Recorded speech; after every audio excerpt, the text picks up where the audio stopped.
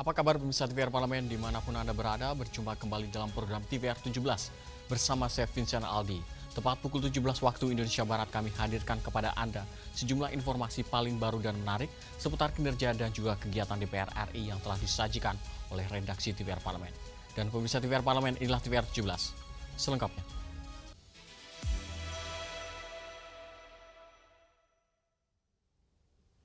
Tingginya stok beras nasional yang tidak diimbangi kapasitas gudang dan distribusi beresiko menurunkan kualitas.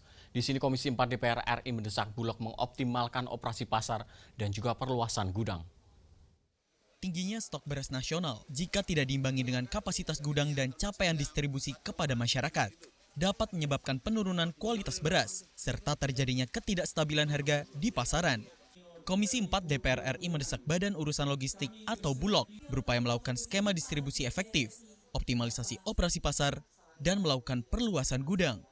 Anggota Komisi 4 DPR RI Ellen Esther Pelealu menyoroti kondisi gudang Bulog yang dinilai mulai mengalami kelebihan kapasitas. Hal ini seiring dengan meningkatnya produksi dan serapan beras nasional yang melampaui target.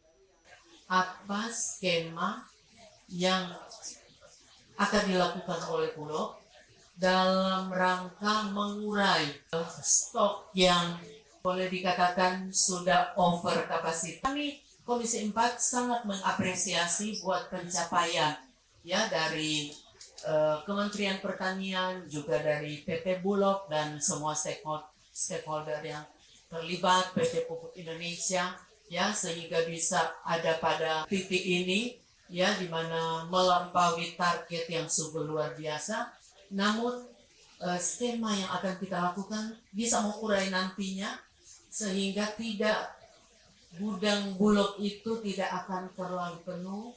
Komisi 4 DPR RI menekankan pentingnya strategi distribusi yang tepat agar stok beras tidak menumpuk terlalu lama di gudang dan dapat segera dimanfaatkan oleh masyarakat yang membutuhkan. Melalui pengelolaan stok dan distribusi yang efektif, pemerintah diharapkan mampu menjaga keseimbangan antara ketersediaan beras dan stabilitas harga di pasar.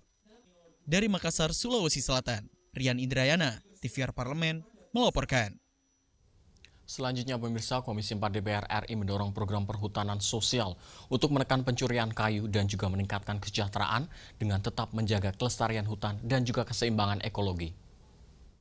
Program perhutanan sosial terus didorong sebagai solusi untuk menekan angka pencurian kayu, serta meningkatkan kesejahteraan masyarakat di sekitar kawasan hutan. Anggota Komisi 4 DPR RI Inyoman Adi Wiryatama menegaskan, pengelolaan hutan oleh masyarakat harus tetap menjunjung tinggi aspek ekologi, agar hutan tetap lestari dan ekosistem alam tetap terjaga. Inyoman Adi Wiryatama menilai, kebijakan ini sangat berdampak positif bagi masyarakat lokal. Selain memberikan akses legal, program perhutanan sosial terbukti mampu mengurangi praktek pembalakan liar atau pencurian kayu di berbagai wilayah. Menurutnya, tujuan utama pemerintah adalah menciptakan keseimbangan antara menjaga alam dan mengentaskan kemiskinan bagi warga yang tinggal di pinggiran hutan. Semenjak ini diturunkan oleh pemerintah, ini pencuri kayu udah hampir berkurang. Saya sampaikan tadi, memang pemerintah tujuannya hutan itu harus lestari. Ini adalah dua hal. Miskinnya tidak lestari, hutannya lestari. Ada dua hal yang harus kita lakukan ini. Nah, dengan adanya opsi dari pemerintah ini, kita harapkan masyarakat yang menggarap hutan di Indonesia dimanapun harus mempergunakan sebaik-baiknya. Satu, menjaga kelestarian itu. Jadi menanam pohon-pohon yang betul-betul bisa menahan air. Jangan sena udalnya baru dikasih kelola hutan, ditanam sayur yang secepatnya dapat hasil. Jangan. Boleh menanam itu, tapi persentasenya harus dibatasi. Sehingga tujuan pemerintah, kayunya, hutannya lestari, miskinnya tidak lestari. Lebih lanjut, Inyoman Adi Wiryatama mengingatkan, pentingnya menanam pohon yang mampu menyangga air dan penataan persentase tanaman agar berdampak secara ekonomi dan ekologi. Dari Bali, Handoko, TVR Parlemen melaporkan. Komisi 8 DPR RI mendorong BNPB meningkatkan mitigasi dan juga edukasi bencana menghadapi potensi El Nino ekstrim agar dampak kemarau panjang dan resiko sosial ekonomi dapat ditekan. Menghadapi potensi bencana akibat fenomena El Nino ekstrim yang diprediksi memicu kemarau panjang di Indonesia, anggota Komisi 8 DPR RI Muhammad Abdul Aziz Saifuddin meminta Badan Nasional Penanggulangan Bencana atau BNPB siap siaga melakukan mitigasi serta edukasi guna mengantisipasi dampak bencana kepada masyarakat. Aziz menilai pemerintah tidak boleh ragu dalam merespon bencana yang telah diprediksi sejak dini oleh BMKG. Berkaca dari bencana banjir sebelumnya di Sumatera Utara, peringatan terkait curah hujan tinggi dinilai belum diantisipasi secara maksimal di tingkat daerah. Menurutnya, BNPB bersama pemerintah daerah perlu memperkuat langkah mitigasi, tidak hanya fokus pada penanganan saat bencana terjadi. Harus ada langkah-langkah mitigasi pemerintah pusat dan juga daerah. Jangan sampai kita gagap dalam penanganannya. Jangan sampai kita juga ketika sudah terjadi bencana kekeringan dan juga kebakaran hutan dan kemarau yang panjang ini, akhirnya kita gagap dan juga menimbulkan dampak sosial yang cukup besar buat masyarakat. Pemerintah pusat khususnya di BNPB dan juga pemerintah daerah untuk mempersiapkan diri untuk penanganan dan mitigasi kemarau panjang El Nino Godzilla ini. Selain itu, Aziz menekankan pentingnya edukasi kebencanaan sejak dini. Pemerintah harus memasukkan kurikulum kebencanaan dalam sistem pendidikan nasional agar mampu meningkatkan kesiapsiagaan masyarakat, khususnya anak-anak yang selama ini menjadi kelompok paling rentan saat bencana terjadi. Data BNPB menunjukkan Indonesia mengalami hampir 4.000 kejadian bencana setiap tahunnya. Tingginya angka tersebut menjadi indikator bahwa pendekatan penanggulangan bencana harus bergeser dari responsif menjadi preventif. Dari Medan, Sumatera Utara, Fitian Aunilah, TVR Parlemen, melaporkan. Pemirsa, pengesahan Undang-Undang Perlindungan Pekerja Rumah Tangga menjadi tonggak penting dalam upaya menghadirkan keadilan sosial bagi seluruh rakyat Indonesia. DPR RI menegaskan bahwa negara hadir untuk memastikan para pekerja rumah tangga mendapatkan perlindungan, penghormatan, dan juga kepastian hukum yang layak. Informasi selengkapnya sesaat lagi, jangan kemana-mana, tetaplah di TVR 17.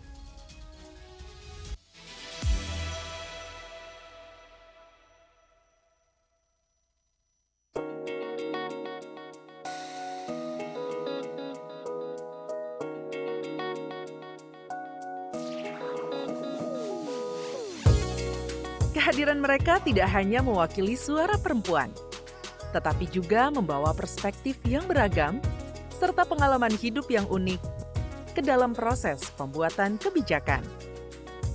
Saksikan Perempuan Parlemen hanya di TVR Parlemen.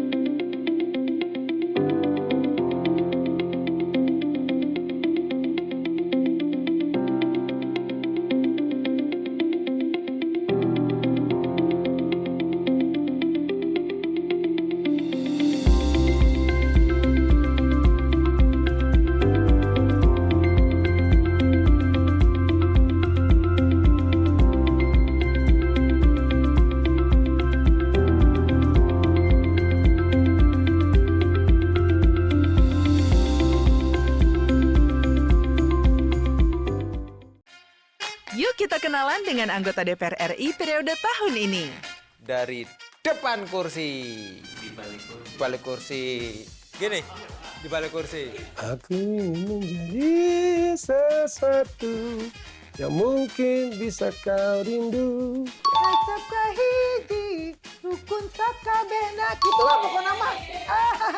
Semakin penasaran kan bagaimana kiprah karir politiknya? Hanya di TVR Parlemen.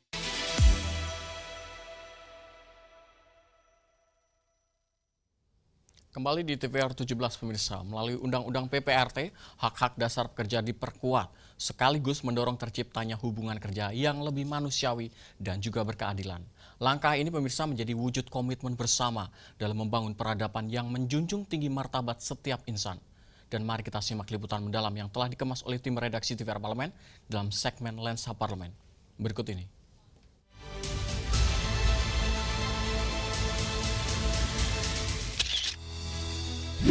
Setelah penantian panjang bertahun-tahun, Dewan Perwakilan Rakyat akhirnya mengesahkan Undang-Undang Perlindungan Pekerja Rumah Tangga. Aturan ini menjadi tonggak penting untuk memutus praktik eksploitasi yang selama ini kerap tersembunyi di balik dinding rumah.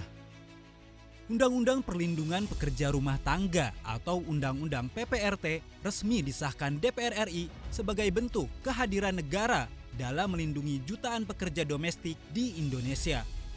Regulasi ini tidak hanya mengatur hubungan kerja antara pekerja rumah tangga dan pemberi kerja, tetapi juga menegaskan peran negara serta pihak ketiga dalam skema hubungan kerja yang lebih adil. Ketua Komisi 13 DPR RI, Willy Aditya menyebut, undang-undang ini mengusung pendekatan tripartit yang melibatkan pekerja, pemberi kerja, dan negara dalam satu sistem perlindungan yang terintegrasi. Azas dari undang-undang ini adalah undang-undang yang berbasis kekeluargaan atau gotong royong, dan itu basis dari beberapa halnya jam kerja, upah kerja, jenis kerja itu berdasarkan kesepakatan yang direkrut secara tidak langsung melalui perusahaan penyalur, perusahaan penempatan tenaga pekerja rumah tangga itu yang kemudian diatur secara lebih detail. Jadi semoga tidak ada lagi relasi-relasi yang eksploitatif. Dengan disahkannya Undang-Undang PPRT, DPR RI menegaskan komitmennya untuk menghadirkan perlindungan yang setara bagi seluruh pekerja, termasuk mereka yang selama ini bekerja di ruang-ruang domestik yang tak terlihat.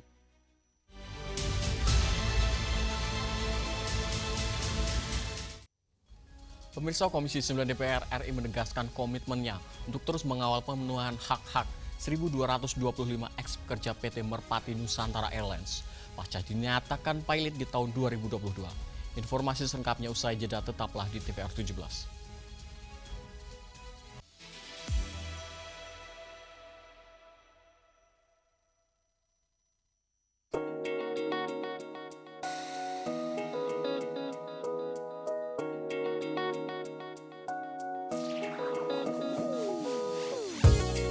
Kehadiran mereka tidak hanya mewakili suara perempuan, tetapi juga membawa perspektif yang beragam serta pengalaman hidup yang unik ke dalam proses pembuatan kebijakan.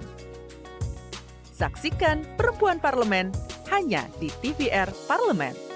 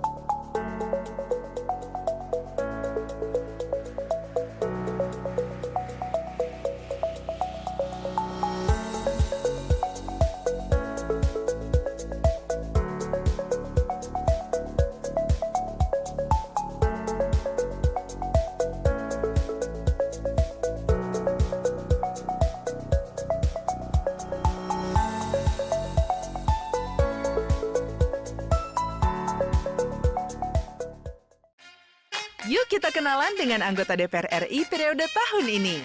Dari depan kursi. Di balik kursi. Gini, di balik kursi.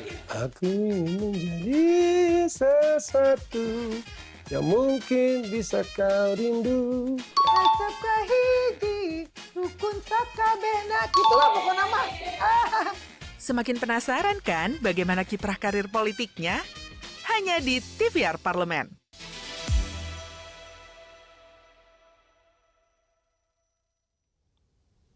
Kembali di TVR 17 pemirsa, di tengah proses hukum dan penyelesaian kewajiban perusahaan, perlindungan terhadap hak pesangon pekerja menjadi prioritas agar tetap terpenuhi secara adil dan juga transparan. Di sini DPR RI mendorong seluruh pihak terkait untuk memastikan kejelasan mekanisme pembayaran hak pekerja, termasuk pesangon dan juga hak lainnya, sebagai bagian dari tanggung jawab negara dalam menjaga keadilan sosial bagi tenaga kerja. Dan untuk selengkapnya berikut laporan rekan kami Rahel Silalahi dari Gedung DPR RI Senayan, Jakarta. Ya baik, terima kasih pemirsa. Saat ini saya sedang berada di Gedung Nusantara DPR RI, tepatnya di ruang Komisi 9 DPR RI, di mana Komisi 9 baru saja mengadakan rapat dengar pendapat bersama dengan Dirjen PHI Jamsos Kementerian Ketenagakerjaan RI, Direktur Human Capital dan SDM BP BUMN selaku dengan keberlanjutan Merpati Nusantara Airlines. Di sini saya bersama dengan Ibu Feli Estelita Runtuwene selaku Ketua Komisi 9 fraksi Nasdem dari Dapil Sulawesi Utara. Selamat pagi Ibu, apa kabar? Selamat pagi, baik. Ibu, terkait mungkin rapat ini boleh dijelaskan sedikit kira-kira pembahasan pada hari ini apa Ibu? Ya, ini kan berawal dari audiensi ya, dari karyawan Merpati Nusantara pada beberapa waktu yang lalu minta keadilan. Dan kita sudah bisa mengikuti bersama tadi rapat kita bahwa dari Dirjen Kementerian Ketenagakerjaan ini dia menyampaikan juga materi bahwa tanggal berapa mereka ada kesepakatan untuk membayar. Nah, utang masih ada 80% utang dan sampai sekarang belum diselesaikan. Kemudian memang Ibu Dirjen sampaikan bahwa sampai 2027. Tapi kok bisa enggak ada tanda-tanda. Nah, kami selalu di Komisi 9 kalau bicara untuk hak-hak pekerja ya, kami sangat memihak ke pekerja itu sendiri. Nah, yang sangat disayangkan ini kan perusahaan plat merah ya, yang harusnya menjadi contoh di perusahaan yang bukan plat merah. Kalau misalkan perusahaan plat merah udah seperti ini, bagaimana kita mau menegakkan untuk perusahaan yang lain? Kan gitu. Nanti bolak-balik akan disampaikan juga. Yang perusahaan plat merah aja nggak mampu, yang namanya perusahaan milik negara gitu kan. Badan usaha milik negara kok nggak mampu gitu. Nah, bagaimana gitu kita mau tegakkan urusan aturan-aturan yang memang kita buat sendiri. Kalau misalkan pemerintah, mohon maaf ini memang kalau kita bilang sudah dari beberapa waktu yang lalu, bukan dari rezim yang sekarang ini. Tapi yang saya mau sampaikan bahwa yang namanya pemerintah ya memang harus bertanggung jawab. Mau rezim kapan, yang kita bicara tentunya saat ini. Tapi juga kita melihat bahwa Pak Prabowo di mana-mana, Pak Presiden kita di mana-mana kalau Bapak bicara, Pak Presiden bicara, kalau saya melihat memihak terus kepada pekerja. Nah, apalagi ini kita berharap ada solusi ke depan dengan kesimpulan rapat kita pada pagi hari ini, di mana kita akan menyurat kepada pimpinan DPR untuk ada rapat gabungan, ya rapat gabungan karena kita belum dapat solusi hari ini. Di rapat ini belum ada solusinya. Kita masih ngambang, jadi kita akan lanjut ke pimpinan DPR untuk meminta dijadwalkan ya untuk rapat gabungan. Kalau itu tidak lagi, nah kita ada yang poin berikutnya, kita bisa bikin pansus ya, karena kalau bicara perusahaan BUMN ya, yang kok bisa ya, kan dia kan ada yang namanya pengawasnya ya, masa dari waktu ke waktu terus tiba-tiba break dan tidak mampu, utang lebih besar daripada harta yang ada, apakah harta bergerak maupun harta tidak bergerak, ini kan aneh ya, menurut kami ini aneh gitu. Jadi mungkin ini yang perlu kita dalamin dalam rapat yang nanti, yang kita akan usulkan nanti untuk bisa rapat bersama dengan pimpinan DPR yang biasanya dipimpin langsung oleh pimpinan DPR untuk rapat gabungan itu sendiri. Nah, kita berharap dalam rapat itu kita bisa mendapatkan solusi. Sekali lagi Bapak Ibu sekalian, mereka ini, karyawan ini, yang kita ini cuma jadi contoh ya, contoh satu yaitu PT Merpati Nusantara Airlines. Nah, banyak lagi perusahaan-perusahaan yang lain dari BUMN yang seperti ini. Nah, jadi kalau kita bicara bagaimana kita untuk memperjuangkan dari PT Merpati Nusantara, tentunya ini hal yang sama. Kita perjuangkan untuk seluruh yang mirip-mirip ya, terjadi yang hak-haknya tidak dipenuhi oleh perusahaan yang namanya BUMN ya, baik itu perusahaan Merpati, Garuda dan lain sebagainya. Banyak ya. Jadi kami minta dikumpulkan satu kali aja dibahas agar ini diselesaikan. Sekali lagi, banyak sekali anggaran-anggaran kalau kita lihat juga kemarin, memang kalau kita melihat kan sini APBN kita agak berat ya, tapi juga di sisi lain kita lihat tuh ada yang macam penyitaan ya, triliunan juga kan. Nah, mungkin bisa dari situ juga untuk membayarkan hak-hak masyarakat kita. Sekali lagi, mereka-mereka ini kalau misalkan kita nak bantu, ini bukan cuma satu orang ya pekerja, tapi yang mengikut dia di belakang itu, pasangan hidupnya, anak-anak, ini akan terbengkalai dan ini akan berpengaruh besar untuk negara dan bangsa. Saya kira itu. Baik Ibu, berarti kan ini masih banyak ketakutan dari masyarakat terutama ex-karyawan Merpati Nusantara Airlines ini karena kan memang sudah dinyatakan pilot sejak tahun 2022 ya Ibu. Nah 4 tahun kemudian tahun 2026 ini masih diusahakan kembali. Melalui rapat ini apakah ada titik cerahnya nanti seperti yang Ibu bilang gabungan komisi dan segala macamnya memang DPR akan istilahnya memperjuangkan terus sampai memang mendapat menggaransikan kepada ex-karyawan ini untuk mendapatkan pesangon dan juga tunjangan-tunjangan mungkin yang belum dibayar atau seperti apa Ibu? Ya itu akan kami usahakan ya. Itu yang menjadi poin kami. Kami akan terus sampai titik akhir gitu. Bagaimana agar mereka dibayarkan haknya. Karena tadi disampaikan juga oleh Ibu Dirjen kan bahwa mereka ada perjanjian sampai 2027. Perjanjian untuk membayarkan yang 80% utang sampai 2027. Ini kan 2026 ya. Berarti terakhir tinggal tahun depan nih terakhir nih. Tapi mungkin karena mereka belum melihat tanda-tanda baik ya sampai mereka mengadu kepada DPR di Komisi 9 dan sampai rapat ini diadakan.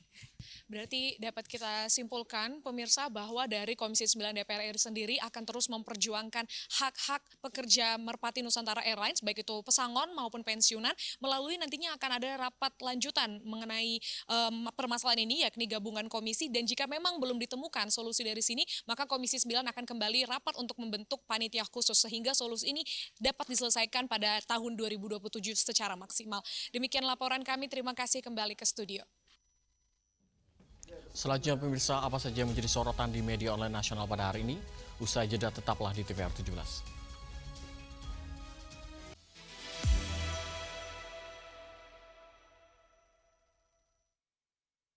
Audio Elisa.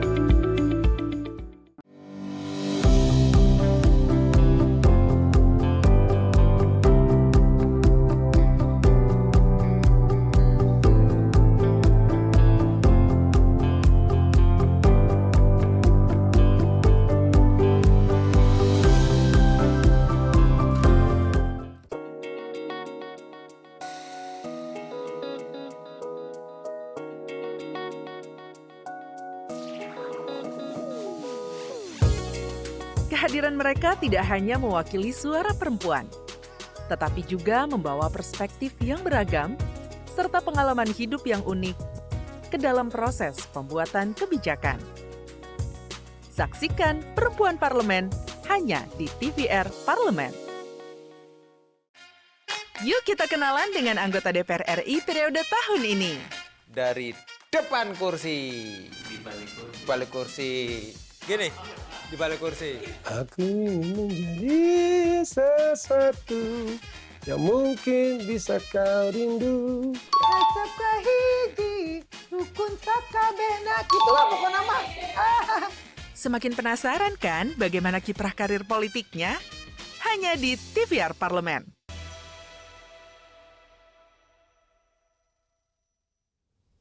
Terima kasih Anda masih bersama kami di TVR 17. Pemirsa, kali ini kita akan beralih ke segmen media online nasional. Dan mari kita simak isu apa saja yang menjadi sorotan media, serta tanggapan dari sejumlah anggota Dewan bersama rekan kami Elisa Purba. Silakan Elisa.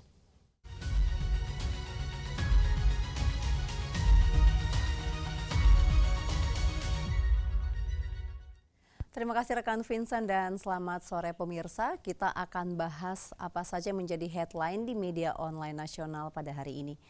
Berita pertama yang menjadi headline di media online terkait dengan soroti koordinasi kendali kereta. Wakil Ketua Komisi 5 DPR RI meminta evaluasi sistem keselamatan. Dapat Anda saksikan di layar kaca, disebutkan DPR RI menyoroti pentingnya koordinasi dalam sistem kendali kereta api sebagai fondasi utama keselamatan transportasi publik.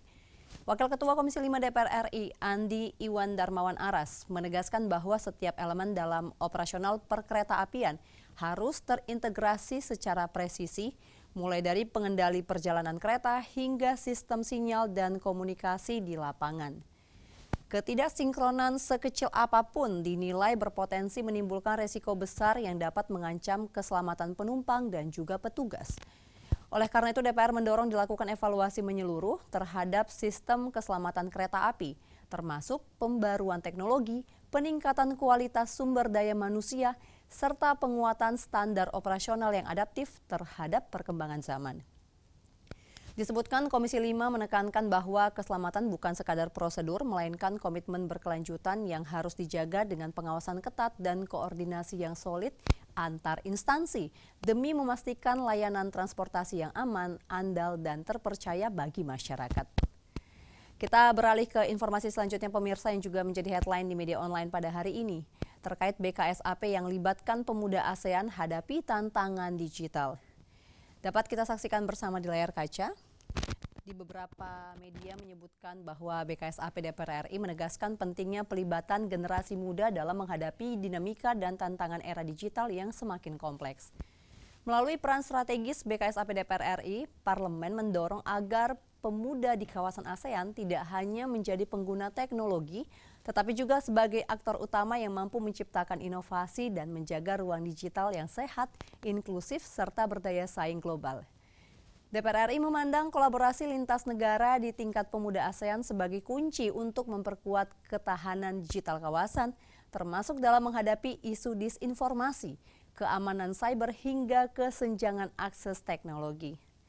Disebutkan pemirsa bahwa BKSAP menekankan perlunya kebijakan yang mendorong literasi digital, peningkatan kapasitas, serta ruang partisipasi yang lebih luas bagi generasi muda, sehingga mereka dapat berkontribusi aktif dalam membangun ekosistem digital yang beretika, produktif, dan berkelanjutan di tingkat regional maupun global.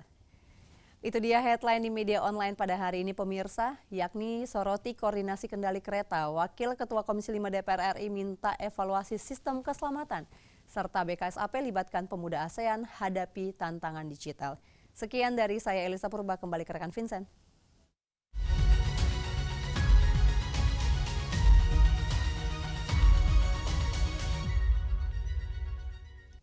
Terima kasih rekan Elisa yang telah menyampaikan sejumlah update sorotan dari media online nasional pada hari ini.